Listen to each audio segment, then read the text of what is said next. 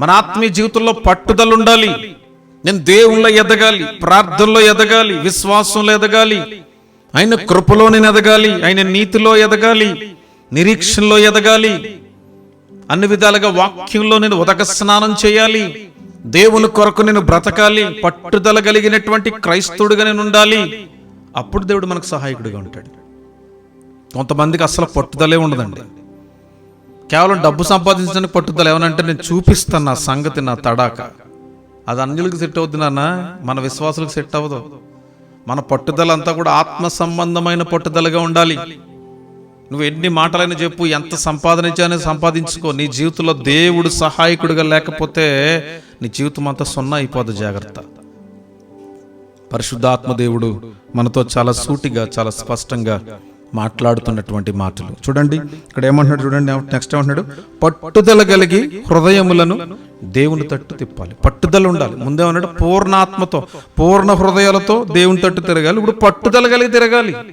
ఖచ్చితంగా నేను జయించాలి, ఖచ్చితంగా నేను వర్ధిల్లాలి, ఖచ్చితంగా నేను ఆశీర్వదింపబడాలి, ఖచ్చితంగా నేను ఉజ్జీవంగా ఉండాలి, ఖచ్చితంగా ప్రార్థనాపరుడుగా నేను బ్రతకాలి, ఖచ్చితంగా ఈ శాపాన్ని, పాపాన్ని, బలహీనతను, ఈ కామ క్రోధ మదమత్సరాలను నేను జయించాలనే పట్టుదల నీకుంటే దేవుడు నీకు సహాయం చేస్తాడు. కొంతమందికి పట్టుదల ఉండదు ఆత్మీయతలో.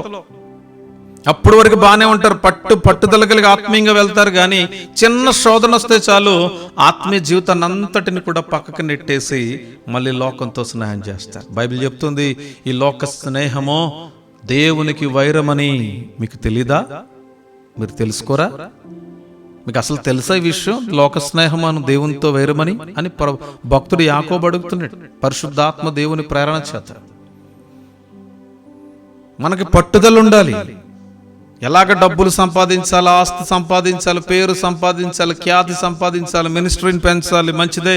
ఈ విషయంలో ఎంత పట్టుదల అయితే ఉందో నీ ప్రార్థనా జీవితంలో కూడా, నీ వాక్యానుసారమైనటువంటి జీవితంలో కూడా, దేవుని సన్నిధిలో కూడా పట్టుదల కలిగి ఆత్మీయంగా పరిశుద్ధంగా జీవించడానికి నువ్వు ప్రయత్నం చేయాలి. దేవుడు సహాయకుడిగా ఉంటాడు. నువ్వు ఆయన కోసం ఒక అడుగు వేయి చాలు. నువ్వు ఆయన కోసం ఒక అడుగు వేసి ప్రభు సహాయాన్ని కోరుకో చాలు. తప్పకుండా దేవుడు నీ జీవితంలో ఘనమైనటువంటి కార్యాన్ని ఆయన జరిగించుటకు సమర్థులను తెలియచేయడానికి నేను ఎంతో సంతోషిస్తున్నాను.